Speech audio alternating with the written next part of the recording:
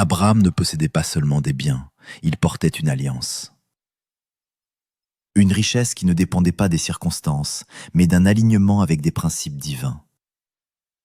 Sa prospérité n'était pas un accident, c'était une conséquence. Puis vient Salomon, un homme qui n'a pas demandé l'or, mais la sagesse. Et pourtant, il a reçu une richesse que personne n'a égalée. Pourquoi ? Parce qu'il avait compris que certaines lois dépassent les efforts humains.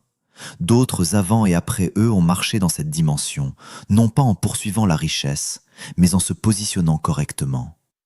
Leur secret n'était pas visible, mais leur résultat l'était. Ils ne forçaient pas les portes, ils attiraient les opportunités. Ils ne vivaient pas dans le manque, même quand tout semblait limité autour d'eux. Aujourd'hui, beaucoup travaillent dur sans comprendre pourquoi les résultats restent faibles. Ils accumulent des efforts, mais ignorent les principes. Pourtant, ces lois n'ont jamais changé. Elles sont toujours actives, toujours accessibles, mais rarement appliquées avec conscience. Et si le problème n'était pas ce que tu fais, mais ce que tu ignores ? Et si la richesse que tu cherches dépendait d'un alignement que tu n'as jamais appris ? Ce que tu vas découvrir pourrait changer ta manière de voir, de penser et surtout de construire. La richesse n'est jamais un accident. Elle est toujours le résultat d'un alignement précis entre ce que tu penses, ce que tu fais et les lois invisibles qui régissent l'existence. Pourtant, la majorité des gens poursuivent les résultats sans jamais construire les fondations capables de les soutenir. Ils cherchent des opportunités sans développer la discipline.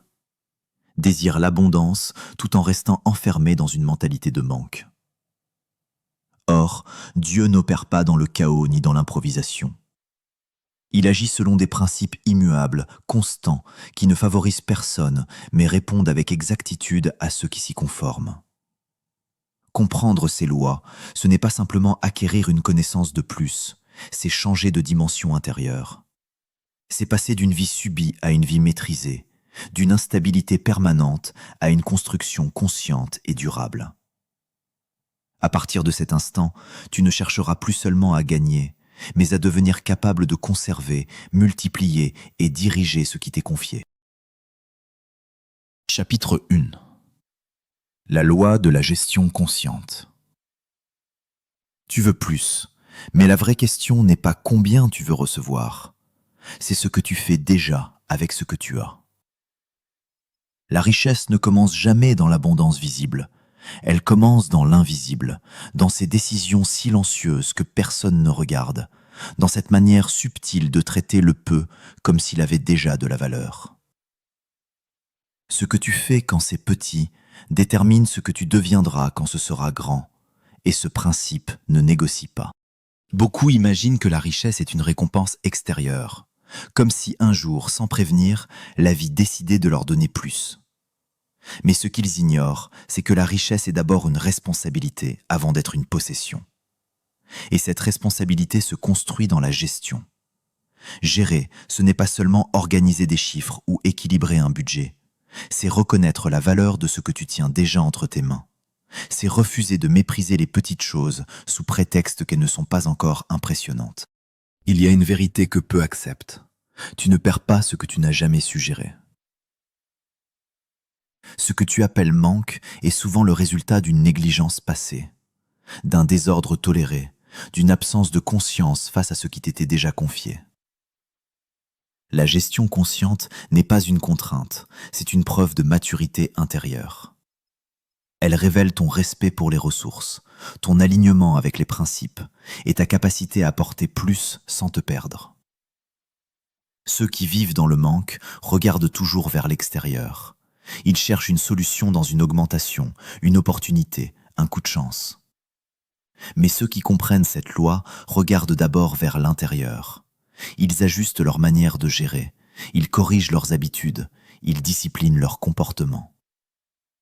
Et c'est là que tout commence à changer. Non pas parce qu'ils ont reçu plus, mais parce qu'ils sont devenus capables de faire plus avec ce qu'ils ont déjà. Samuel K. Elion rappelle souvent que la richesse fuit le désordre et s'attache à la clarté. Ce n'est pas une phrase symbolique, c'est une réalité concrète. Là où il y a confusion, gaspillage, impulsivité, la croissance ne peut pas s'installer durablement. Mais là où il y a intention, précision et respect, même le peu commence à se multiplier. Tu ne peux pas construire une vie stable avec une gestion instable. C'est une contradiction que la vie ne tolère pas. Regarde autour de toi, observe sans juger. Deux personnes peuvent recevoir la même somme, au même moment, avec les mêmes opportunités. L'une la disperse, l'autre la structure. L'une consomme, l'autre construit. Quelques mois plus tard, leurs réalités n'ont plus rien à voir. Ce n'est pas une question de chance, c'est une question de gestion. Et cette différence invisible devient, avec le temps, une distance impossible à rattraper. La gestion consciente te demande une chose simple mais exigeante, devenir intentionnel. Arrêter de subir tes finances, arrêter de réagir sans réfléchir, arrêter de laisser tes ressources échapper sans direction. Chaque dépense devient un choix, chaque décision devient un positionnement. Tu ne vis plus au hasard, tu avances avec conscience. Et cette conscience crée une stabilité que personne ne peut enlever. Il y a une histoire qui illustre parfaitement cette loi. Un homme travaillait avec un revenu modeste, rien d'extraordinaire, rien qui attire l'attention. Mais il avait une habitude simple, il notait tout, il planifiait tout, il respectait chaque ressource comme si elle avait une mission. Pendant que d'autres se plaignaient de ne pas avoir assez, lui apprenait à ne rien gaspiller. Les années ont passé, et sans bruit, sans démonstration, sa vie a changé. Non pas parce qu'il a gagné à la loterie, mais parce qu'il avait construit une base solide que la vie a pu amplifier. Ce que les autres appellent miracle est souvent le résultat d'une discipline invisible. La richesse ne se donne pas à ceux qui la désirent, elle se confie à ceux qui savent la porter. Et porter, c'est gérer. C'est savoir retenir quand il faut retenir, investir quand il faut investir, attendre quand il faut attendre. C'est comprendre que chaque ressource a un rôle et que ce rôle doit être respecté pour que le système fonctionne. Tu ne peux pas réclamer une multiplication si tu détruis déjà ce que tu possèdes. Ce principe va au-delà de l'argent. Il touche ton temps, ton énergie, tes relations. Comment gères-tu tes journées? Comment utilises-tu ton attention? Comment traites-tu ce qui t'est confié, même en dehors des finances? Tout est lié. Une personne désorganisée dans sa vie ne peut pas être structurée dans sa richesse. Une personne dispersée intérieurement ne peut pas construire quelque chose de stable extérieurement. La gestion consciente te transforme avant de transformer ta réalité. Elle te rend plus lucide, plus calme, plus stratégique. Tu arrêtes de courir après tout, tu choisis avec précision. Tu arrêtes de vouloir tout maintenant, tu construis pour durer. Et c'est cette transformation intérieure qui attire progressivement des opportunités plus grandes, non pas comme une faveur, mais comme une suite logique. Ce que tu fais aujourd'hui avec peu est un message silencieux que tu envoies à la vie. Tu dis soit je suis prêt pour plus, soit je ne suis pas encore capable. Et la vie répond toujours avec justesse. Elle ne se trompe pas, elle observe, elle ajuste, elle amplifie.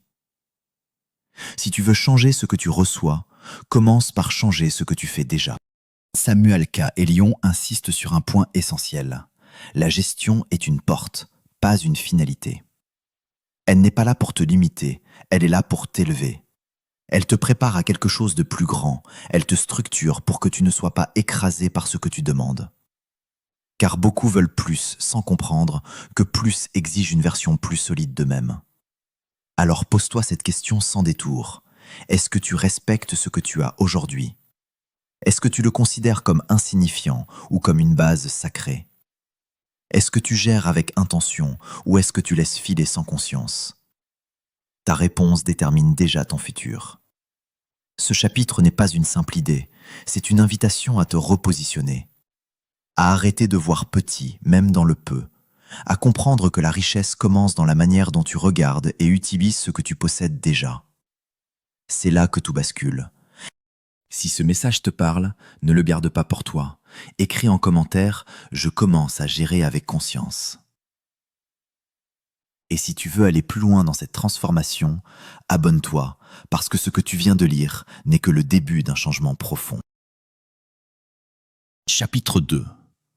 La loi de la valeur créée. Tu peux courir toute ta vie après l'argent, mais si tu ne comprends pas ce qui le déclenche réellement, tu resteras toujours en retard sur lui. L'argent ne répond pas aux besoins, il répond à la valeur. Et cette vérité dérange, parce qu'elle enlève toutes les excuses. Elle te force à regarder non pas ce que tu veux recevoir, mais ce que tu es capable d'apporter. Beaucoup veulent gagner plus sans jamais devenir plus utiles. Ils espèrent une augmentation sans augmenter leur impact. Ils cherchent des opportunités sans se demander ce qu'ils apportent réellement dans la vie des autres. Pourtant, la richesse est simple dans son fonctionnement. Elle suit un courant précis. Plus tu résous des problèmes réels, plus tu deviens nécessaire, et plus tu deviens nécessaire, plus tu es recherché. La majorité des gens se positionnent comme des consommateurs, toujours en train de chercher, d'attendre, de prendre. Mais ceux qui changent leur réalité comprennent qu'il faut inverser cette logique. Ils arrêtent de demander comment gagner plus et commencent à se demander comment servir mieux. Ce basculement change tout, parce que celui qui apporte constamment de la valeur ne dépend plus des circonstances. Il devient lui-même une source. Samuel K. Elion insiste sur une idée forte. La richesse n'est jamais un objectif direct, c'est une conséquence. Une conséquence d'un positionnement, d'une utilité, d'une capacité à répondre à des besoins concrets. Tant que tu vois l'argent comme une finalité, tu restes dépendant. Mais dès que tu comprends que l'argent est une réaction à la valeur, tu reprends le contrôle. Regarde autour de toi avec lucidité. Les personnes les mieux rémunérées ne sont pas forcément celles qui travaillent le plus dur, mais celles qui résolvent les problèmes les plus importants. C'est brutal, mais c'est réel. Une heure de travail n'a pas la même valeur selon l'impact qu'elle crée. Et tant que tu échanges ton temps sans augmenter la valeur de ce que tu produis, tu limites toi-même ton expansion. Créer de la valeur demande une transformation intérieure. Cela demande de sortir de la facilité, de développer des compétences, d'observer les besoins réels, d'écouter ce que les autres ignorent.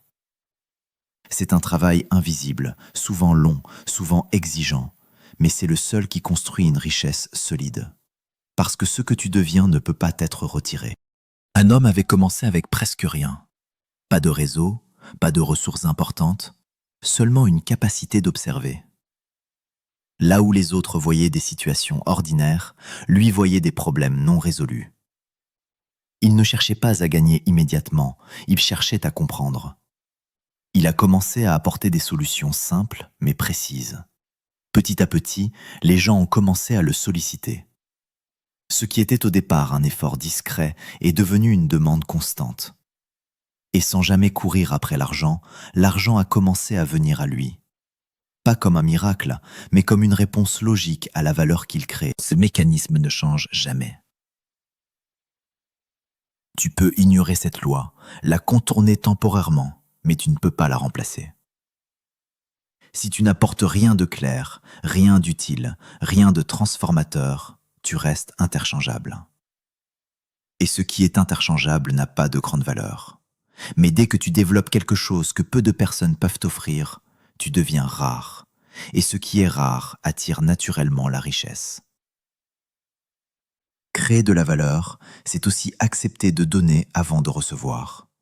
Pas dans un esprit de perte, mais dans une logique de construction. Tu investis ton temps, ton énergie, tes compétences, sans garantie immédiate, mais avec une vision claire. Et avec le temps, cet investissement devient une source qui produit en continu. Ceux qui abandonnent trop tôt ne voient jamais ce moment arriver. Il y a aussi une autre dimension que peu comprennent. La valeur ne se limite pas à ce que tu fais, elle se manifeste dans la manière dont tu le fais. Ton intégrité, ta constance, ton sérieux, ta capacité à aller jusqu'au bout, tout cela construit une réputation invisible. Et cette réputation devient un aimant. Les opportunités ne viennent pas par hasard, elles suivent la confiance que tu inspires. Samuel K. Elion rappelle que la richesse véritable ne vient pas de l'accumulation rapide, mais de la contribution durable. Plus tu touches des vies, plus tu impactes des situations, plus tu deviens aligné avec ce flux naturel qui attire l'abondance. Tu ne forces plus les choses, tu les construis. Et ce que tu construis avec cohérence devient stable.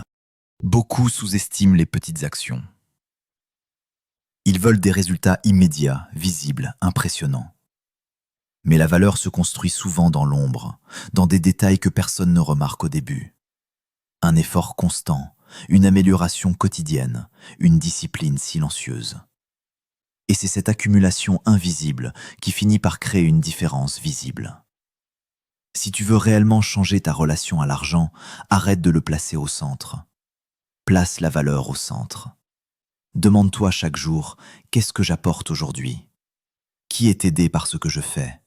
Quel problème je résous réellement? Ces questions sont simples, mais elles orientent toute ta trajectoire. Parce qu'au final, la richesse n'est pas une récompense distribuée au hasard. Elle est une réponse précise à une contribution réelle. Et celui qui comprend cela ne se précipite plus, ne s'inquiète plus, ne dépend plus. Il construit, il affine, il devient. Et en devenant une source, il n'a plus besoin de courir après ce qui finit toujours par revenir vers lui. Chapitre 3. La loi de la sémence intentionnelle. Tu ne peux pas réclamer une récolte là où tu n'as rien planté. La vie ne répond pas aux attentes, elle répond aux semences. Ce que tu gardes stagne, ce que tu sèmes circule, et ce qui circule finit toujours par revenir transformé. Beaucoup parlent de richesse, mais refusent le principe même qui la déclenche. Donner avec conscience, agir avec intention, investir sans peur de perdre immédiatement. Le problème n'a jamais été le manque de ressources, mais le manque de compréhension. Certains attendent d'avoir beaucoup pour commencer à donner, alors que tout commence justement avec peu. La logique humaine dit « je garde pour sécuriser », mais la logique spirituelle dit « je sème pour multiplier ». Et entre ces deux visions, il y a une fracture silencieuse qui explique pourquoi certains stagnent pendant que d'autres avancent. Donner n'est pas un acte émotionnel, c'est un positionnement. Ce n'est pas une réaction à ce que tu ressens, c'est une décision alignée avec une loi. Lorsque tu donnes sans intention, tu disperses. Lorsque tu donnes avec clarté, tu déclenches. Chaque ressource que tu diriges consciemment devient une graine, et chaque graine contient en elle un potentiel que tu ne peux pas mesurer immédiatement. Samuel K. Elion insiste sur une vérité que peu acceptent pleinement. Rien ne se multiplie tant que cela reste entre tes mains. La multiplication commence au moment où tu libères. Et cette libération ne doit pas être confuse, elle doit être stratégique, pensée, orientée. Parce que semer au hasard produit des résultats aléatoires, mais semer avec intention crée une trajectoire. Beaucoup associent le fait de donner à une perte. Ils ressentent une forme de diminution, comme si chaque geste les éloignait de leur sécurité. Mais en réalité, ce n'est pas le don qui appauvrit, c'est l'absence de circulation. Ce que tu bloques finit par se bloquer autour de toi. Ce que tu fais circuler ouvre des chemins invisibles. Et ces chemins deviennent, avec le temps, des canaux d'abondance. La peur est le premier obstacle. Elle pousse à retenir, à accumuler, à fermer. Elle fait croire que protéger, c'est garder. Mais cette protection est une illusion. Parce que ce qui ne circule pas perd sa capacité à croître. Et ce qui ne croît pas finit toujours par diminuer, même si cela ne se voit pas immédiatement. Semer demande du courage. Pas un courage bruyant, mais une confiance silencieuse. Une certitude que chaque action posée avec intention aura un impact, même si cet impact reste invisible pendant un moment. C'est accepter de ne pas contrôler le timing, mais de maîtriser la direction. C'est comprendre que tu n'es pas responsable de la croissance, mais que tu es responsable de la semence. Chaque décision financière, chaque geste, chaque choix devient alors un acte de construction. Tu ne dépenses plus, tu sèmes. Tu ne donnes plus par obligation, tu actives un principe. Tu ne subis plus tes ressources, tu les diriges. Et cette transformation intérieure change complètement ta relation à l'argent. Samuel K. Elion rappelle que la qualité de la semence influence directement la qualité de la récolte. Une intention floue produit des résultats flous. Une intention précise crée des résultats précis. Ce que tu fais mécaniquement n'a pas le même poids que ce que tu fais consciemment. L'intention donne une direction à l'énergie que tu libères. Beaucoup font des gestes sans présence. Ils donnent sans réflexion, sans vision, sans alignement. Et ensuite, ils ne comprennent pas pourquoi rien ne change réellement. Parce que la loi ne répond pas au geste, elle répond à la cohérence entre le geste et l'intention. Ce que tu fais extérieurement doit être connecté à ce que tu portes intérieurement. Semer, c'est aussi accepter le délai. Dans un monde qui valorise l'immédiat, cette vérité dérange. Tu veux voir des résultats rapides, tangibles, visibles. Mais la nature même de la semence impose un processus. Il y a un temps où rien ne se voit, un temps où tout se prépare, un temps où tout se développe en silence. Et ceux qui abandonnent pendant ce processus ne comprennent jamais pourquoi ils n'ont rien récolté. La patience devient alors une forme de discipline. Pas une attente passive, mais une confiance active. Tu continues à semer, à ajuster, à affiner, sans te laisser perturber par l'absence de résultats immédiats. Parce que tu sais que chaque action s'inscrit dans une logique plus grande que ce que tu peux percevoir à l'instant. Il y a aussi une responsabilité profonde dans cette loi. Tu ne peux pas semer n'importe quoi et espérer n'importe quel résultat. Chaque graine porte une nature. Ce que tu mets en circulation détermine ce que tu attires. Si tu sèmes la confusion, tu récoltes la confusion. Si tu sèmes la clarté, tu récoltes la clarté. Si tu sèmes avec intégrité, tu construis une base solide. Cette cohérence devient une signature. Elle te distingue, elle t'aligne, elle crée une stabilité que peu atteignent. Parce que tu ne navigues plus au hasard, tu avances avec une compréhension. Tu sais pourquoi tu fais ce que tu fais. Tu sais où tu diriges tes ressources. Et cette précision attire des résultats qui ne sont pas accidentels. Beaucoup veulent contrôler la récolte sans maîtriser la semence. Ils cherchent des stratégies, des techniques, des raccourcis. Mais aucune stratégie ne remplace une loi. Et aucune technique ne peut produire ce que seule une semence intentionnelle peut déclencher. Tant que tu ne respectes pas ce principe, tout reste instable. La vraie transformation se produit lorsque tu passes d'une mentalité de consommation à une mentalité de création. Tu arrêtes de voir tes ressources comme quelque chose à protéger et tu commences à les voir comme des outils à activer. Tu comprends que chaque décision peut être un point de départ, chaque geste une opportunité de déclencher quelque chose de plus grand. Samuel K. Elion insiste sur cette idée avec force. La richesse durable ne vient pas de ce que tu accumules, mais de ce que tu mets en mouvement. Parce que ce qui est en mouvement se développe, s'adapte, se multiplie. Et ce qui se multiplie dépasse toujours ce que tu aurais pu conserver par peur. À partir de ce moment, tout change. Tu ne regardes plus ce que tu perds, tu regardes ce que tu actives. Tu ne comptes plus seulement en termes de sortie, tu observes les cycles que tu déclenches. Tu ne vis plus dans la réaction, tu entres dans une logique de création consciente. Et dans cette logique, chaque semence devient une déclaration. Une déclaration que tu refuses la stagnation. Une déclaration que tu choisis la croissance. Une déclaration que tu comprends que la vie ne donne pas au hasard, mais qu'elle répond avec précision à ceux qui savent semer avec intention. Chapitre 4. La loi de la discipline active. L'envie démarre tout, mais elle ne termine rien. Ce qui transforme une idée en réalité, ce n'est pas l'intensité du départ, c'est la constance dans l'effort. Beaucoup commencent avec énergie, peu continuent avec exigence. Et c'est dans cet écart silencieux que se crée la différence entre ceux qui rêvent et ceux qui construisent. Le talent impressionne, il attire l'attention, il crée un premier impact. Mais sans discipline, il s'épuise. Il devient irrégulier, instable, dépendant de l'humeur. La discipline, elle, ne dépend pas de ce que tu ressens. Elle s'appuie sur ce que tu as décidé. Elle transforme l'action en habitude et l'habitude en identité. Ce que tu répètes finit toujours par te définir. Pas ce que tu annonces, pas ce que tu imagines, mais ce que tu fais encore et encore, même quand personne ne regarde. Cette répétition n'est pas spectaculaire, elle est souvent invisible, parfois monotone, mais elle est puissante. Parce qu'elle construit quelque chose que l'improvisation ne pourra jamais atteindre, la stabilité.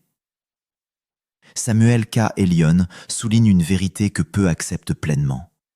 La discipline n'est pas une contrainte, c'est une structure. Elle ne t'enferme pas, elle t'organise. Elle enlève le chaos, elle clarifie la direction, elle élimine les excuses. Là où il n'y a pas de discipline, il y a de la dispersion. Et là où il y a de la dispersion, il n'y a pas de résultat durable. Beaucoup attendent le bon moment. Ils attendent l'inspiration, la motivation, l'énergie parfaite. Mais ces éléments sont instables par nature. Si tu construis sur quelque chose d'instable, ton résultat le sera aussi. La discipline, elle, crée une base solide. Elle te permet d'agir même quand tu n'en as pas envie, et c'est précisément là que tout se joue. Parce que la majorité abandonne à ce moment-là. Pas quand c'est impossible, mais quand c'est inconfortable. Quand l'effort devient répétitif, quand les résultats tardent, quand l'enthousiasme diminue. C'est dans cette zone que la discipline devient une force décisive. Elle te maintient en mouvement pendant que les autres s'arrêtent. La richesse ne se construit pas dans l'intensité ponctuelle, elle se construit dans la continuité. Une idée brillante sans exécution répétée reste une illusion. Une action simple, répétée avec rigueur, devient une puissance. Et cette puissance finit toujours par produire des résultats visibles. La discipline active ne consiste pas seulement à faire, mais à faire avec intention et régularité. Ce n'est pas une rigidité aveugle, c'est une constance intelligente. Tu ajustes, tu observes, tu améliores, mais tu ne t'arrêtes pas. Tu continues, même lorsque le progrès semble lent, même lorsque rien ne semble changer immédiatement. Samuel K. Elion insiste sur un point essentiel. Ce n'est pas le volume d'effort qui crée la différence, c'est sa continuité. Beaucoup donnent tout pendant quelques jours, puis disparaissent pendant des semaines. Ce rythme instable empêche toute construction solide. La discipline, elle, impose un rythme. Et ce rythme devient un avantage invisible. Il y a une forme de respect dans la discipline. Un respect envers tes engagements, envers ton potentiel, envers ce que tu veux construire. Chaque fois que tu agis malgré la fatigue, malgré le doute, tu renforces cette relation avec toi-même. Et plus cette relation est solide, plus tu deviens fiable dans tes propres actions. La discipline élimine aussi le besoin de se poser trop de questions.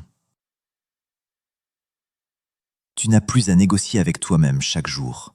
Tu sais ce que tu dois faire et tu le fais. Cette simplicité apparente cache une puissance énorme.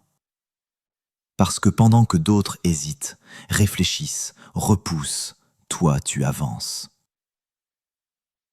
Beaucoup confondent liberté et absence de structure. Ils pensent que faire ce qu'ils veulent à chaque instant est une forme de contrôle. Mais en réalité, sans discipline, tu deviens esclave de tes émotions, de tes impulsions, de ton environnement. La vraie liberté vient de la capacité à te diriger, même quand c'est difficile. La répétition crée une transformation progressive. Au début, l'effort est conscient, parfois lourd. Puis il devient plus fluide, plus naturel. Et avec le temps, ce qui demandait de la volonté devient automatique. C'est à ce moment que la discipline cesse d'être un effort et devient une extension de toi-même. Samuel K. Elion rappelle que ceux qui dominent ne sont pas ceux qui font des choses extraordinaires une fois, mais ceux qui font des choses ordinaires de manière extraordinaire chaque jour. Cette constance crée un effet cumulatif. Et cet effet finit toujours par dépasser ceux qui comptaient uniquement sur leur talent. Il y a aussi une forme de calme dans la discipline. Tu n'es plus dans la précipitation, tu n'es plus dans l'urgence permanente. Tu avances avec régularité, avec clarté. Tu construis étape par étape, sans chercher à brûler les étapes. Et cette approche te protège des erreurs liées à l'impatience. Ceux qui abandonnent ne manquent pas de capacité. Ils manquent de continuité. Ils changent trop souvent de direction, ils arrêtent trop tôt, ils doutent trop vite. La discipline coupe ce cycle. Elle t'ancre dans une direction, elle te pousse à aller jusqu'au bout. La fatigue fait partie du processus, le doute aussi, mais aucun des deux n'est une raison d'arrêter. Ce sont des éléments normaux dans toute construction sérieuse. La différence se fait dans la manière dont tu réagis face à ces moments. Soit tu t'arrêtes, soit tu continues. Et cette décision répétée construit ton niveau. La discipline active est un engagement silencieux. Elle ne cherche pas la validation extérieure, elle ne dépend pas des résultats immédiats. Elle s'appuie sur une vision plus large. Tu sais pourquoi tu fais ce que tu fais, et cette clarté te permet de rester aligné, même lorsque le chemin devient exigeant. Ce que tu construis avec discipline ne disparaît pas facilement. Parce que ce n'est pas basé sur un moment, mais sur une accumulation. Chaque action ajoute une couche, chaque jour renforce la structure. Et avec le temps, cette structure devient difficile à ébranler. Samuel K. Elion met en lumière une réalité simple mais puissante. La discipline est ce qui transforme le potentiel en résultat. Sans elle, le potentiel reste théorique. Avec elle, il devient concret. Et cette transformation ne dépend de personne d'autre que de toi. À partir de là, tout devient clair. Tu ne cherches plus à être motivé, tu choisis d'être constant. Tu ne dépends plus de ton état, tu t'appuies sur tes engagements. Tu ne regardes plus la difficulté comme un obstacle, mais comme une partie du processus. Et dans cette continuité, dans cette répétition maîtrisée, dans cette rigueur assumée, tu construis quelque chose que peu de personnes atteignent. Pas parce que c'est inaccessible, mais parce que peu sont prêts à continuer quand cela devient exigeant. Ceux qui dominent ne sont pas différents au départ. Ils ont simplement refusé d'arrêter. Et cette décision, répétée chaque jour, a fini par créer une distance que les autres ne peuvent plus combler. Chapitre 5. La loi de l'alliance.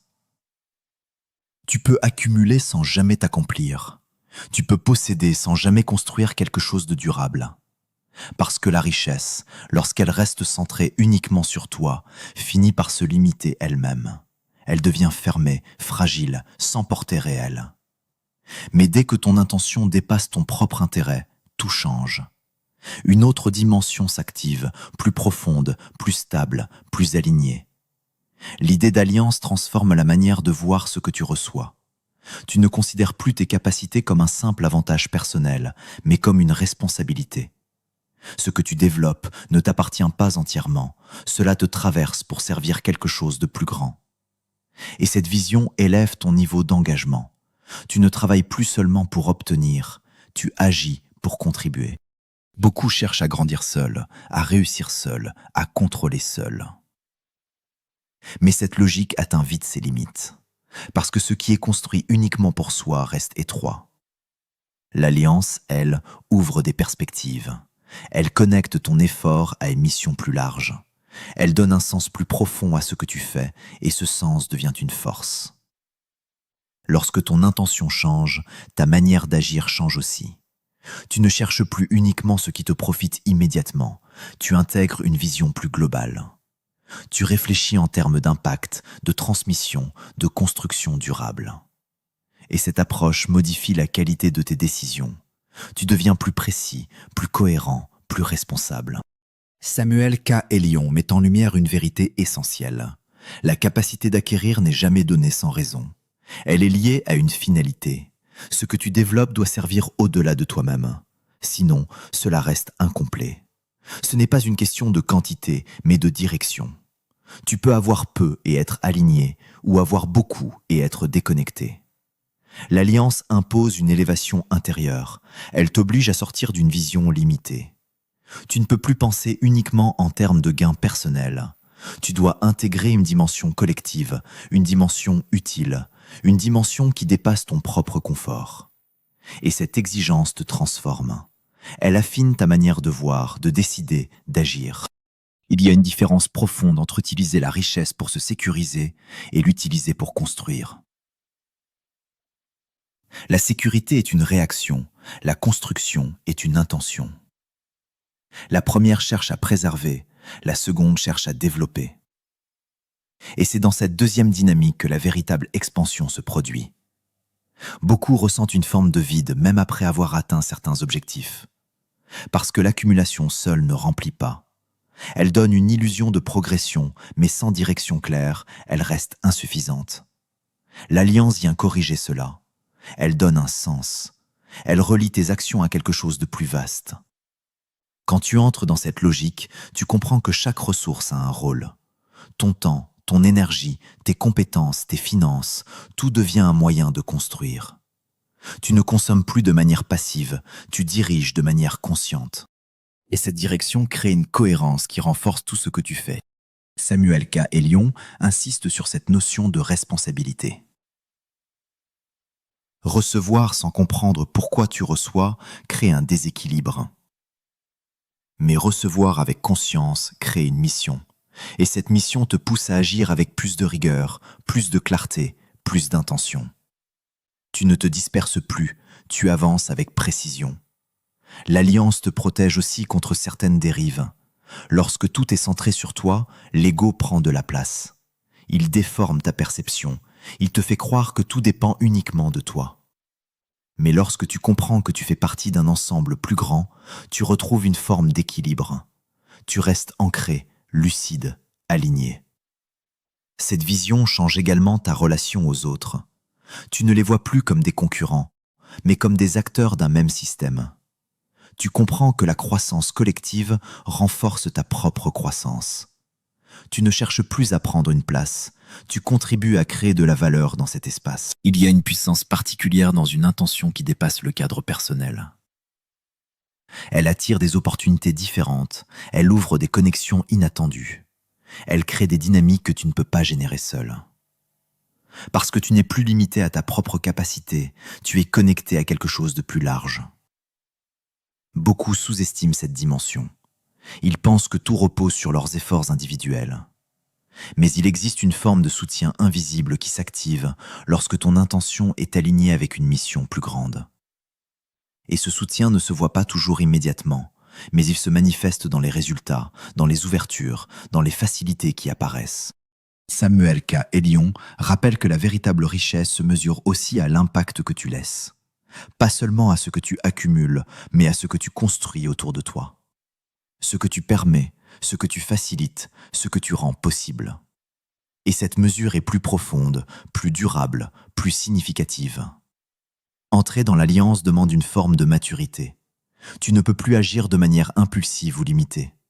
Tu dois penser en termes de conséquences, de continuité, de cohérence. Chaque action devient une pièce dans un ensemble plus vaste, et cette vision te pousse à élever ton niveau. Tu comprends alors que la richesse n'est pas une fin, mais un moyen. Un moyen de bâtir, de structurer, de soutenir, de développer. Et ce moyen doit être utilisé avec conscience, sinon il perd sa direction.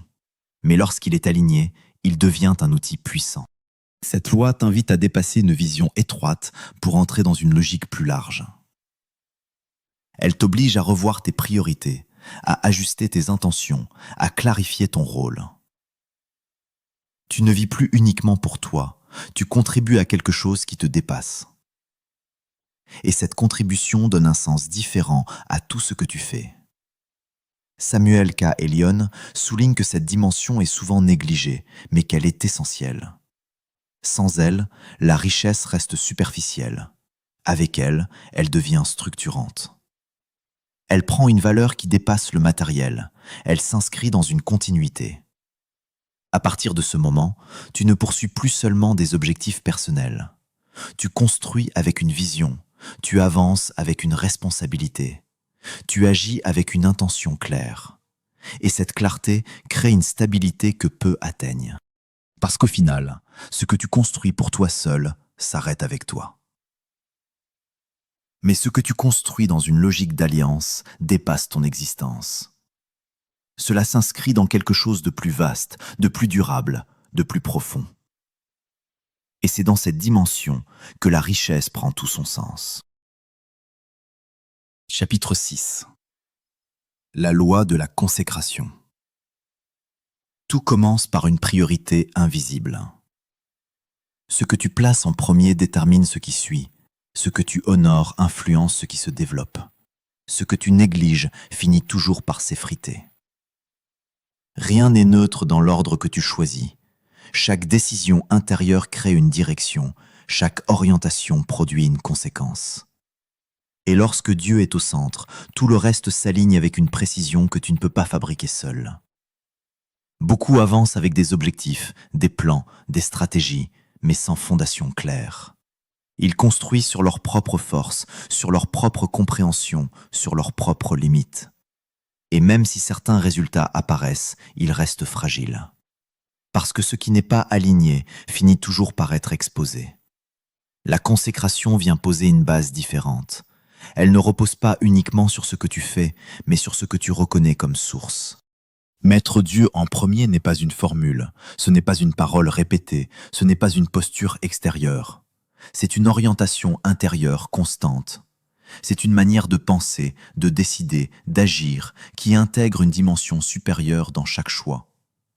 Cela change la manière dont tu vois tes capacités. Tu ne les considères plus comme indépendantes, mais comme confiées. Samuel K. Elion rappelle que l'alignement précède la stabilité. Tant que ton centre est dispersé, tes résultats le seront aussi. Mais lorsque ton point d'ancrage est clair, tout ce que tu construis gagne en cohérence. La consécration agit comme un axe. Elle organise ce qui était confus, elle structure ce qui était dispersé, elle donne une direction à ce qui était incertain. Ce que tu consacres devient différent. Pas parce que sa nature change, mais parce que sa place change. Cela sort d'une logique ordinaire pour entrer dans une dimension protégée. Tu ne le vois pas toujours immédiatement, mais cela se manifeste dans la durée. Ce qui est consacré résiste mieux, traverse mieux, se maintient mieux. À l'inverse, ce que tu ignores reste exposé, non pas comme une punition, mais comme une conséquence naturelle. Ce qui n'est pas aligné avec une source stable dépend uniquement des circonstances. Et les circonstances changent. Elles fluctuent, elles évoluent, elles testent la solidité de ce que tu construis. Sans consécration, tout repose sur des éléments instables. Il y a une forme de paix dans cet alignement. Tu ne portes plus tout seul. Tu ne te débats plus dans une logique de contrôle permanent. Tu avances avec une conscience différente. Tu fais ta part, mais tu reconnais aussi ce qui te dépasse. Et cette reconnaissance enlève une pression inutile. Elle ne diminue pas ton engagement, elle le rend plus juste. Beaucoup pensent que consacrer signifie perdre du contrôle. En réalité, c'est l'inverse. Tu ne perds pas, tu repositionnes. Tu arrêtes de t'appuyer uniquement sur tes limites pour t'ouvrir à une dimension plus large. Et cette ouverture crée une stabilité que l'effort seul ne peut pas produire. Samuel K. Elion insiste sur un point essentiel. La consécration n'est pas un acte ponctuel, c'est une continuité. Ce n'est pas quelque chose que tu fais une fois, c'est quelque chose que tu maintiens. Chaque jour, dans chaque décision, dans chaque orientation, tu réalignes. Et cette répétition crée une profondeur. Cette loi agit dans le silence. Elle ne cherche pas à être visible, elle ne dépend pas de l'approbation extérieure. Elle travaille en profondeur, dans les fondations, dans ce qui ne se voit pas immédiatement. Et c'est pour cela qu'elle est souvent sous-estimée. Pourtant, c'est elle qui détermine la solidité de tout le reste. Lorsque ton intention est consacrée, tes actions deviennent plus précises. Tu perds moins de temps dans des directions inutiles. Tu évites certaines erreurs qui viennent du manque de clarté. Tu développes une forme de discernement. Tu ne réagis plus de manière impulsive, tu agis avec conscience. La consécration crée aussi une forme de protection intérieure. Pas une absence de difficulté, mais une capacité à rester stable malgré les variations. Tu n'es plus emporté par chaque changement, tu restes centré. Et ce centre devient une force. Il y a également une dimension d'intégrité. Tu ne sépares plus ce que tu crois de ce que tu fais. Tu cherches une cohérence, et cette cohérence renforce tout. Elle donne du poids à tes actions, elle donne de la crédibilité à tes décisions, elle donne de la stabilité à ton parcours. Samuel K. Elion souligne que ce principe agit souvent au-delà de ce que tu comprends. Tu ne vois pas toujours les mécanismes, tu ne comprends pas toujours les résultats immédiats, mais tu observes une continuité, une protection, une direction. Et cette observation renforce ta confiance. Beaucoup cherchent à optimiser leurs résultats sans jamais travailler leur alignement. Ils ajustent leurs actions, leurs stratégies, leurs méthodes, mais ils ignorent leur fondation. Et sans fondation solide, chaque amélioration reste limitée. La consécration vient corriger cela. Elle agit à la racine. Tu comprends alors que tout ne dépend pas uniquement de ton effort. Ton effort est nécessaire, mais il n'est pas suffisant. Il doit être aligné. Il doit être orienté, et cette orientation fait toute la différence. Ce que tu consacres prend une valeur différente. Tu ne le traites plus de manière ordinaire. Tu y accordes une attention particulière, une intention claire, une direction précise. Et cette qualité d'attention transforme la manière dont cela évolue. La consécration n'est pas une contrainte, c'est une élévation. Elle t'invite à sortir d'une vision limitée pour entrer dans une logique plus large. Elle t'amène à reconnaître que tout ne commence pas avec toi, et cette reconnaissance te repositionne. Samuel K. Elion rappelle que cette loi ne fonctionne pas dans l'apparence, mais dans la sincérité. Tu ne peux pas la simuler, elle demande une authenticité réelle. Et c'est cette authenticité qui crée son efficacité. À partir de là, ta manière de construire change. Tu ne cherches plus seulement à réussir, tu cherches à être aligné. Tu ne poursuis plus uniquement des résultats, tu poursuis une cohérence. Et cette cohérence crée une stabilité durable, parce qu'au final, ce qui est aligné reste. Ce qui est consacré tient. Ce qui est centré traverse. Et ce qui est construit sans cette base finit toujours par révéler ses limites. Dans cette dynamique, tu avances avec une force différente. Pas une force basée uniquement sur toi, mais une force qui s'appuie sur une source plus grande. Et cette force change tout. Chapitre 7. La loi de la faveur invisible. Tout le monde fait des efforts, mais tout le monde n'avance pas au même rythme. Certains s'épuisent, insistent, forcent les choses, multiplient les tentatives sans comprendre pourquoi les portes restent fermées. D'autres avancent avec une fluidité presque déroutante, les mêmes objectifs, les mêmes environnements, parfois même moins de moyens, mais des résultats différents. Cette différence ne se voit pas immédiatement, elle ne s'explique pas toujours par des compétences visibles, elle repose sur une réalité plus profonde, l'accès. L'effort construit, mais l'accès accélère. L'effort te permet d'avancer, mais l'accès te positionne. Et c'est dans cette nuance que beaucoup se perdent. Ils pensent que tout dépend de la quantité d'énergie investie, alors que la qualité de la posture intérieure joue un rôle déterminant. Tu peux travailler dur et rester bloqué, comme tu peux avancer avec justesse et voir les choses s'ouvrir sans résistance excessive. La faveur invisible n'est pas une récompense arbitraire. Elle n'est pas distribuée au hasard, elle ne dépend pas d'un privilège inexplicable. Elle suit une cohérence intérieure. Elle répond à une manière d'être, à un alignement, à une posture qui crée des conditions favorables. Et cette posture ne s'improvise pas, elle se construit. Samuel K. Elion souligne que la faveur ne remplace pas l'effort, elle le complète. Elle ne dispense pas de discipline, elle donne une direction à cette discipline. Sans elle, tu avances, mais lentement, avec des résistances constantes. Avec elle, tu avances avec précision, avec des ouvertures qui apparaissent au bon moment. Beaucoup cherchent à contrôler chaque étape, à prévoir chaque résultat, à sécuriser chaque détail. Mais cette approche limite leur capacité à recevoir, parce que la faveur fonctionne dans une logique différente. Elle ne suit pas uniquement des calculs, elle s'inscrit dans une dynamique plus large. Elle intervient là où l'effort seul ne suffit plus. Il y a une forme de légèreté dans cette loi. Non pas une absence de travail, mais une absence de lutte inutile.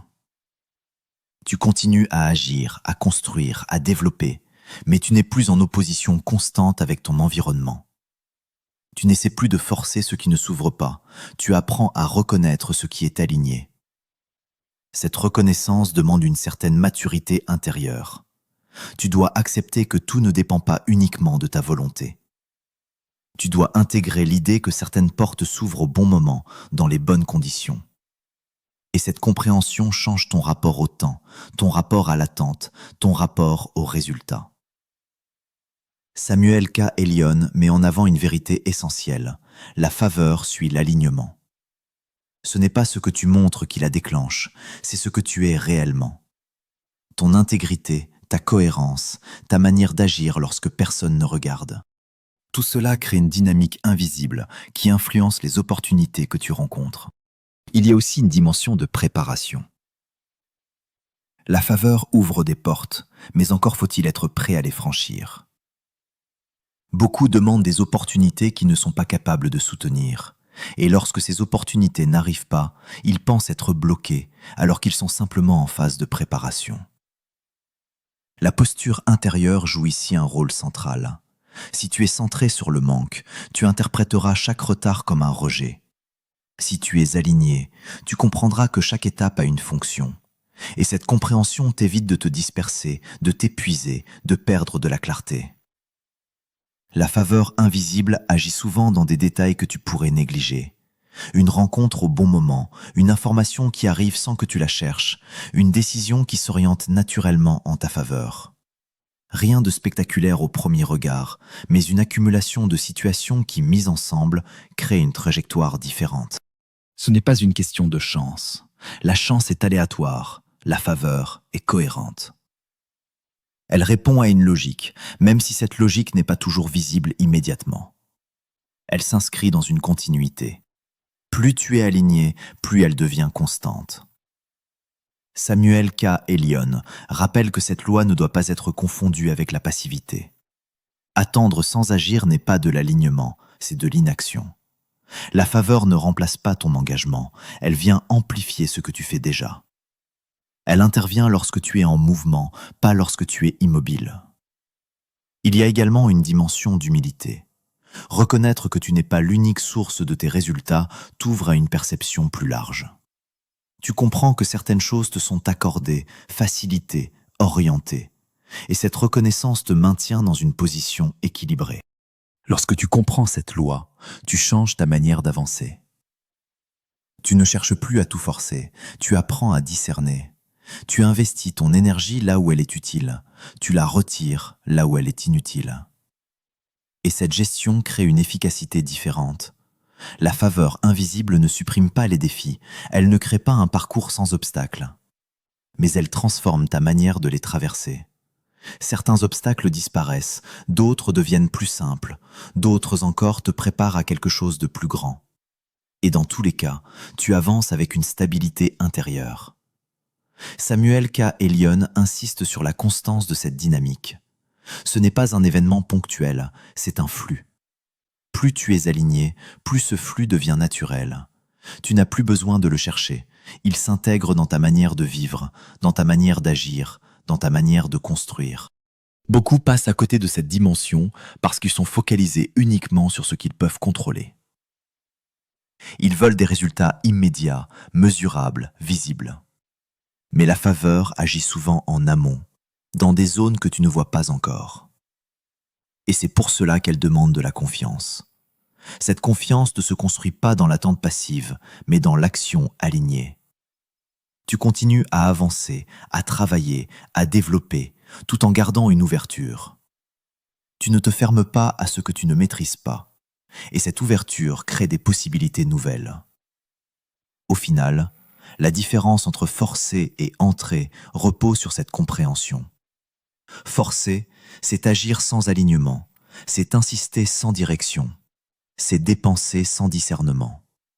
Entrer, c'est avancer avec justesse, reconnaître les ouvertures, s'engager là où il y a une cohérence. Et c'est dans cette justesse que la faveur invisible prend toute sa place.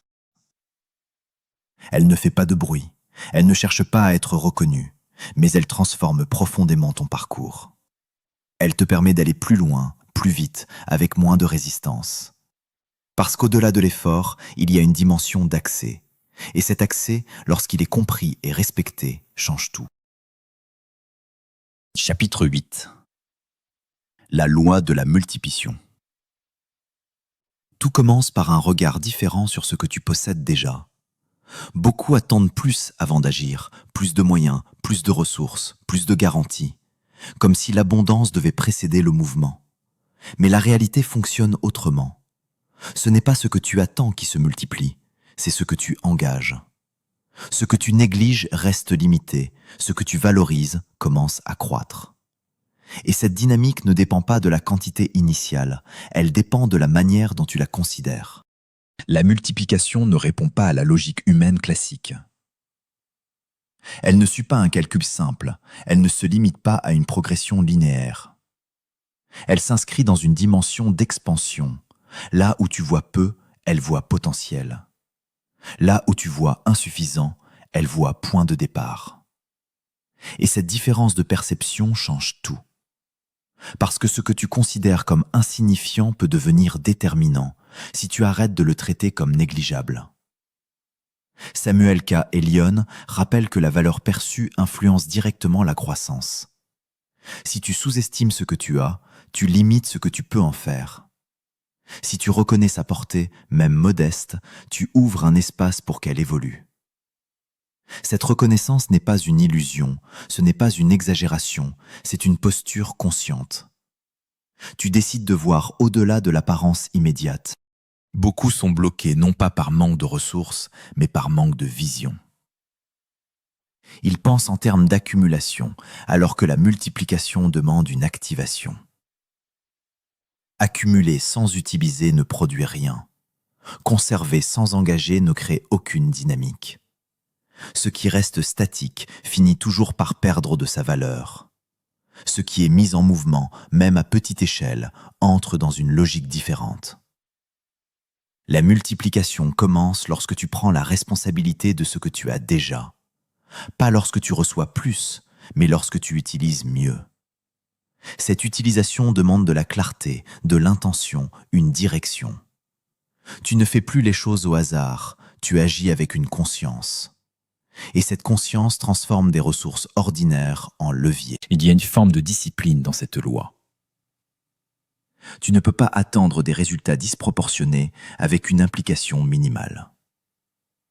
Tu ne peux pas espérer une expansion si tu refuses de t'engager pleinement avec ce que tu possèdes. La multiplication amplifie ce qui est déjà en mouvement. Si rien ne bouge, rien ne s'amplifie. Samuel K. Elion insiste sur un point essentiel. La multiplication exige une gestion.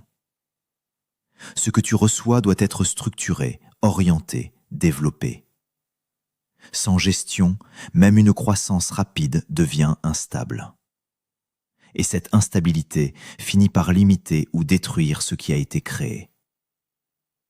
La capacité à maintenir est aussi importante que la capacité à produire. Ce principe agit également sur ton état d'esprit. Tu passes d'une logique de manque à une logique de potentiel. Tu arrêtes de te concentrer uniquement sur ce qui te manque pour te focaliser sur ce que tu peux activer. Et ce changement crée une énergie différente. Tu n'es plus dans l'attente, tu es dans l'action. La multiplication n'est pas un phénomène instantané, elle suit un processus. Elle commence souvent de manière discrète, presque imperceptible. Puis, progressivement, elle s'accélère. Mais cette accélération dépend de ta constance. Si tu abandonnes trop tôt, tu coupes le processus avant qu'il ne produise pleinement ses effets.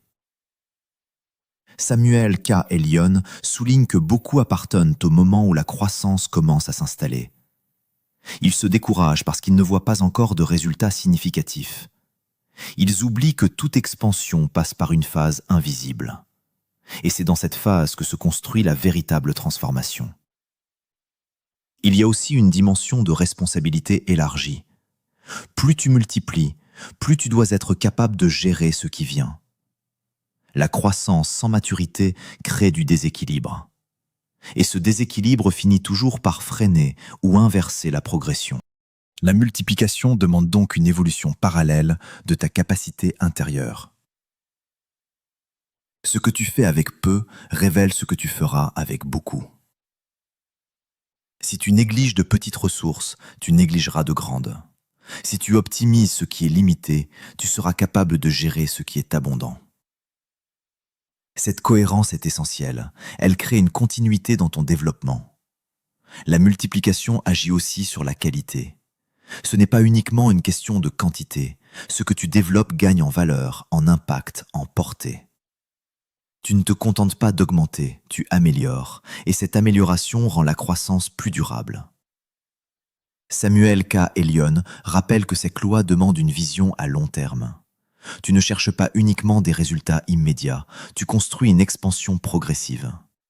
Tu acceptes que certaines étapes prennent du temps. Tu comprends que la précipitation peut compromettre la stabilité. Cette compréhension t'amène à agir différemment. Tu prends des décisions plus réfléchies, tu évites les actions impulsives, tu structures ce que tu développes. Et cette structure permet à la multiplication de s'exprimer pleinement. Il y a également une dimension de gratitude active. Reconnaître la valeur de ce que tu as te pousse à l'utiliser avec plus de respect, plus d'attention, plus de précision. Tu ne gaspilles plus, tu optimises. Et cette optimisation crée des opportunités supplémentaires. La multiplication ne dépend pas uniquement de facteurs extérieurs, elle commence en toi. Dans ta manière de penser, dans ta manière de voir, dans ta manière d'agir.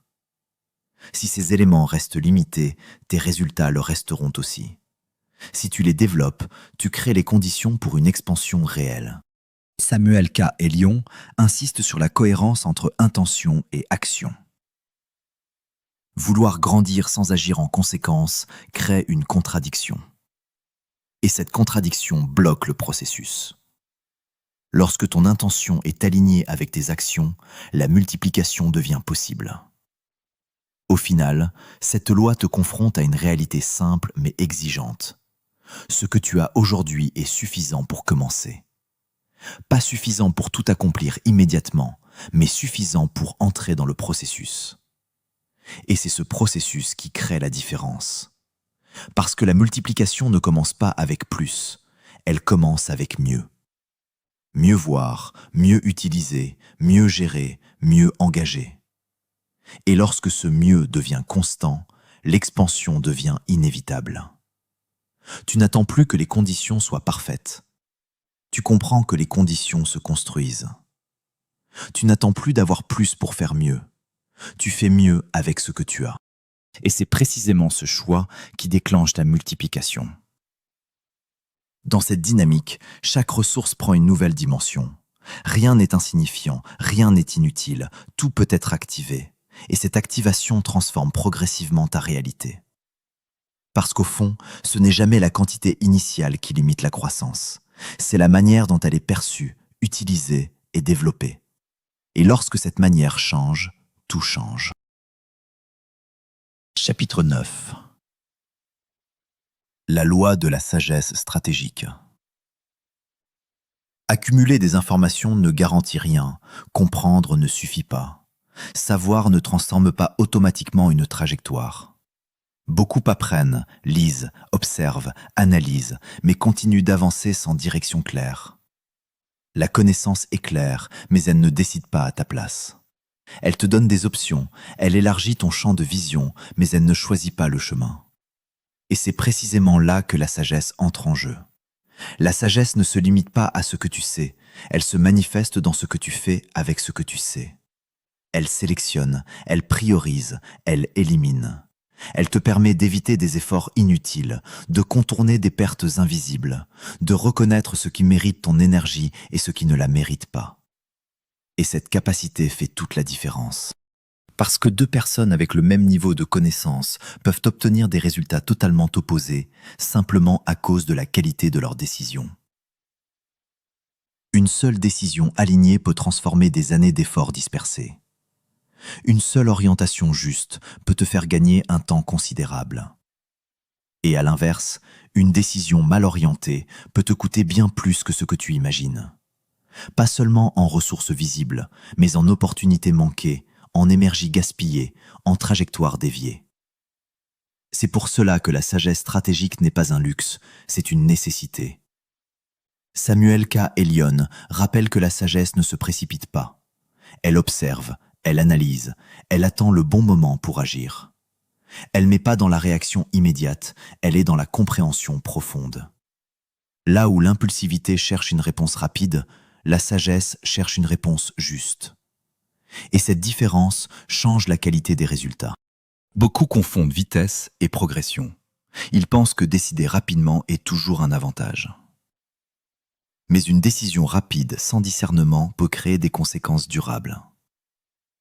La sagesse ralentit parfois pour accélérer ensuite. Elle accepte de prendre du recul pour éviter des détours inutiles. Et cette capacité à ralentir au bon moment est une force. La sagesse stratégique agit comme un filtre.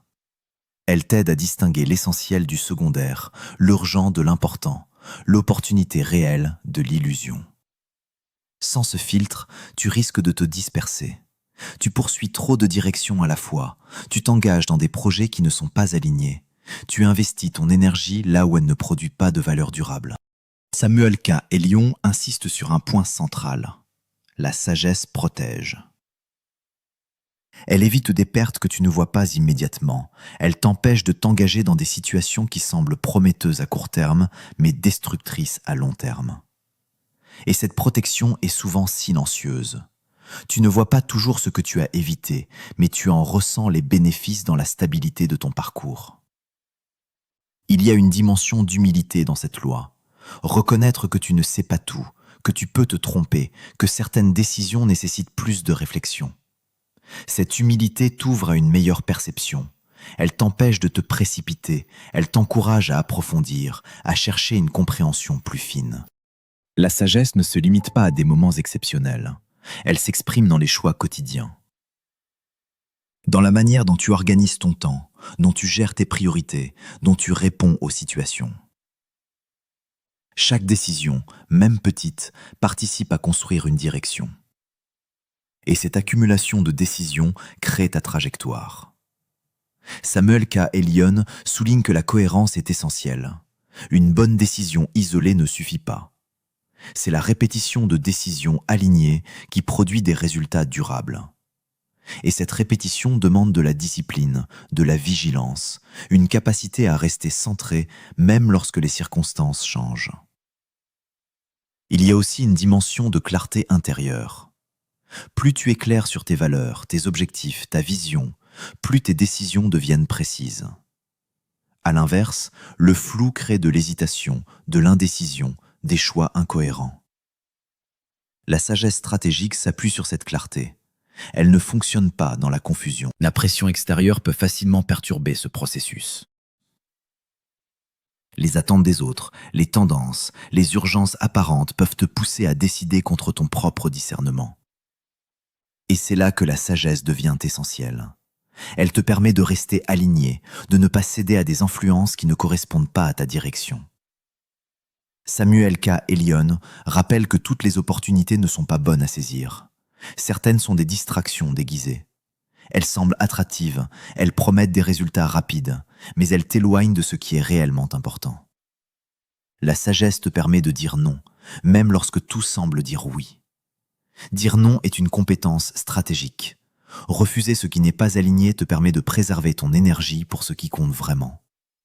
Et cette capacité à refuser est souvent plus déterminante que la capacité à accepter. Parce que chaque oui engage, chaque oui consomme, chaque oui oriente. La sagesse stratégique agit également sur le timing. Une bonne décision prise au mauvais moment peut perdre de son efficacité. À l'inverse, une décision prise au bon moment peut amplifier ses effets. Comprendre le moment juste demande une attention particulière, une écoute, une capacité à percevoir des signaux subtils. Samuel K. Elion insiste sur l'importance de l'intention derrière chaque décision. Pourquoi tu fais ce choix? Dans quel but? Avec quelle vision? Une décision motivée par la peur ne produit pas les mêmes résultats qu'une décision motivée par la clarté. Une décision basée sur l'urgence ne construit pas de la même manière qu'une décision basée sur une stratégie. La sagesse ne cherche pas la perfection, elle cherche la justesse.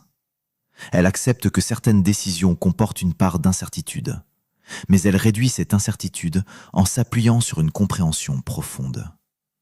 Elle avance avec discernement, pas avec précipitation. Au fil du temps, cette manière de décider crée un avantage invisible. Tu évites des erreurs coûteuses, tu identifies plus rapidement les bonnes directions, tu optimises ton énergie. Et cet avantage s'accumule, il devient une force silencieuse qui influence tous les aspects de ton parcours. Samuel K. Elion rappelle que la sagesse se développe, elle n'est pas figée.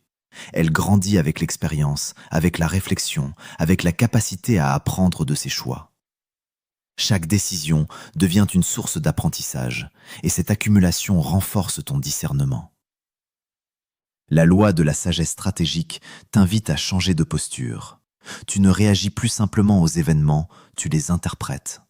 Tu ne subis plus les situations, tu les analyses. Tu ne te contentes plus d'agir, tu comprends pourquoi tu agis. Et cette compréhension transforme la qualité de tes actions. Parce qu'au final, ce ne sont pas les efforts seuls qui déterminent ton parcours. Ce sont les décisions qui orientent ces efforts. Tu peux travailler énormément dans une mauvaise direction ou avancer efficacement dans une direction juste. Et cette différence repose entièrement sur la sagesse. Dans cette dynamique, chaque choix devient un levier. Chaque orientation devient une opportunité d'optimisation. Tu construis progressivement une trajectoire plus fluide, plus cohérente, plus alignée. Et lorsque cette sagesse devient une habitude, elle ne te ralentit pas, elle t'accélère. Elle ne te limite pas, elle te structure. Elle ne t'empêche pas d'avancer, elle te permet d'avancer mieux. Parce que comprendre est une étape, mais décider avec justesse est ce qui transforme réellement. Chapitre 10. La loi de l'héritage durable. Penser uniquement à aujourd'hui limite la portée de ce que tu construis. Se concentrer seulement sur ses propres besoins réduit la vision, enferme l'ambition dans un cadre étroit, donne à la richesse une dimension temporaire. Pourtant, ce que tu bâtis porte une trace, une influence, une direction qui dépasse ton propre temps. Et c'est précisément cette conscience qui transforme une simple accumulation en un héritage durable. Construire pour soi apporte une satisfaction immédiate, mais construire pour les générations donne un sens profond. La différence n'est pas dans l'effort fourni, elle est dans l'intention qui guide cet effort. Lorsque ton objectif dépasse ton intérêt personnel, ta manière de penser change, ta manière d'agir évolue, ta manière de gérer devient plus stratégique. Tu ne cherches plus seulement à obtenir, tu cherches à transmettre. Samuel K. Elion rappelle que la richesse sans vision d'héritage finit par se disperser. Elle peut impressionner à court terme, mais elle perd de sa valeur avec le temps. Parce qu'elle n'a pas été pensée pour durer, elle n'a pas été structurée pour se transmettre, elle n'a pas été construite avec une logique de continuité. Et sans continuité, il n'y a pas d'impact réel. L'héritage durable ne se limite pas à des biens matériels. Il inclut des valeurs, des principes, une manière de penser, une capacité à construire. Ce que tu transmets va bien au-delà de ce que tu possèdes. C'est une dynamique complète qui influence ceux qui viennent après toi. Et cette dynamique dépend directement de la qualité de ce que tu construis aujourd'hui. Il y a une responsabilité dans cette loi. Tu ne peux pas prétendre vouloir laisser un héritage sans accepter de structurer, d'organiser, de clarifier. L'improvisation ne crée pas de durabilité. Ce qui dure est pensé, préparé, aligné. Et cette préparation demande du temps, de la rigueur, une vision claire. Samuel K. Elion insiste sur la notion de sens. Une richesse sans sens ne se maintient pas. Elle peut exister, mais elle ne se perpétue pas. Le sens donne une direction, une raison d'être, une cohérence. Il permet à ce que tu construis de rester pertinent, même lorsque les circonstances changent. Beaucoup sont focalisés sur l'accumulation, mais négligent la transmission. Ils construisent sans penser à ce qui va suivre, sans organiser ce qui doit être transmis, sans préparer ce qu'ils vont recevoir. Et cette absence de préparation fragilise tout ce qui a été construit, parce qu'un héritage mal transmis finit par se perdre. Construire avec une vision d'héritage change ton rapport au temps. Tu ne cherches plus uniquement des résultats immédiats, tu investis dans ce qui va durer. Tu acceptes que certaines actions n'aient pas un impact instantané, mais qu'elles soient essentielles pour le futur. Et cette patience devient une force. Samuel K. Elion souligne que la durabilité repose sur la cohérence. Ce que tu construis doit être solide, structuré, aligné avec des principes clairs. Une croissance rapide sans fondation stable ne peut pas durer. Elle peut impressionner, mais elle finit par s'effondrer. La stabilité est la base de toute transmission. Il y a aussi une dimension de vision élargie. Tu ne penses plus uniquement en termes de gains personnels, mais en termes d'impact collectif. Ce que tu fais influence d'autres personnes, d'autres trajectoires, d'autres réalités. Et cette prise de conscience élargit ta manière de voir. La loi de l'héritage durable te pousse à te poser des questions essentielles. Pourquoi tu construis? Pour qui tu construis? Comment ce que tu fais aujourd'hui pourra continuer demain? Ces questions orientent tes décisions, influencent tes choix, donnent une profondeur à tes actions. Samuel K. Elion rappelle que transmettre ne s'improvise pas. Cela demande une intention claire, une organisation précise, une communication adaptée. Ce que tu ne clarifies pas devient flou, et ce flou crée des incompréhensions, des pertes, des déviations. La clarté est essentielle pour assurer la continuité. Il y a également une dimension de responsabilité personnelle. Tu ne peux pas déléguer totalement la construction de ton héritage. Tu dois t'impliquer, comprendre, structurer. Même si d'autres participent, la vision doit venir de toi. Et cette implication garantit une cohérence. Construire pour les générations implique aussi de développer une certaine maturité. Tu dois être capable de penser au-delà de tes besoins immédiats, de faire des choix qui ne te bénéficient pas directement, mais qui sont essentiels pour la suite. Cette capacité demande une évolution intérieure. Samuel K. Elion insiste sur le fait que l'héritage durable n'est pas une conséquence automatique de la richesse. Ce n'est pas parce que tu possèdes beaucoup que tu laisses quelque chose de significatif. C'est la manière dont tu construis, dont tu organises, dont tu transmets qui fait la différence. La pérennité repose sur la structure. Sans structure, tout devient fragile. Sans organisation, tout devient instable. Et cette structure ne concerne pas uniquement les ressources matérielles. Elle inclut aussi les idées, les valeurs, les principes. Tout doit être aligné. La loi de l'héritage durable transforme également ta manière de voir le succès. Le succès ne se mesure plus uniquement à ce que tu obtiens, mais à ce que tu laisses. Il ne se limite plus à une période, il s'étend dans le temps. Et cette extension donne une profondeur différente à tes objectifs. Samuel K. Elion rappelle que l'impact réel se mesure dans la durée. Ce qui disparaît rapidement n'a pas la même valeur que ce qui continue d'influencer. Et cette continuité dépend de la qualité de ce que tu construis. Plus c'est solide, plus c'est durable. Il y a aussi une dimension d'intention. Si ton intention est limitée, ton impact le sera aussi. Si ton intention est large, ton impact peut dépasser ce que tu imagines. Cette intention guide tes choix, influence ta manière d'agir, détermine la portée de ce que tu construis. Construire un héritage durable demande de la discipline, de la vision, de la cohérence. Ce n'est pas un objectif secondaire, c'est une orientation principale. Chaque décision doit être prise avec cette perspective. Chaque action doit s'inscrire dans cette logique. Samuel K. Elion insiste sur la nécessité d'aligner tes actions avec tes valeurs.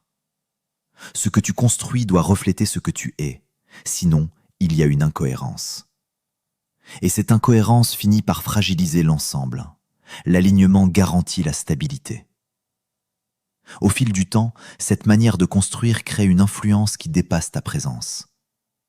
Ce que tu as mis en place continue d'agir, de produire, de transformer. Et cette continuité est la véritable preuve de la valeur de ce que tu as fait.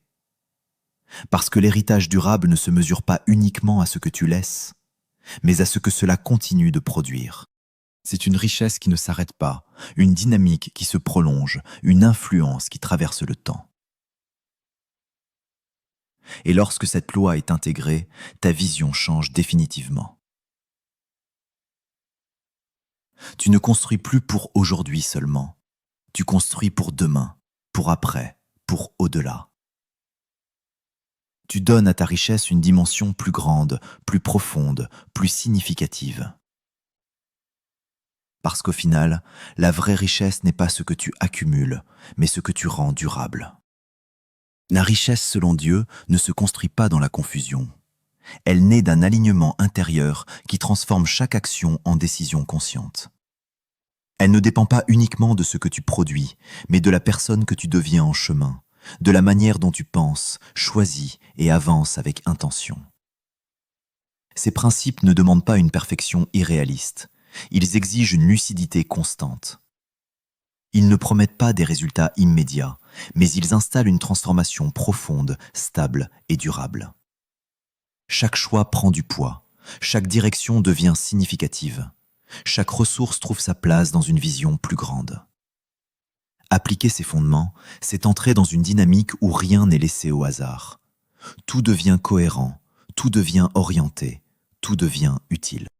Tu ne poursuis plus la richesse comme un objectif extérieur. Tu développes une capacité intérieure à la créer, à la structurer et à la transmettre avec sagesse. À partir de cet instant, ta vie ne dépend plus des circonstances. Elle avance avec précision, portée par des principes solides, guidée par une vision claire et soutenue par une discipline consciente.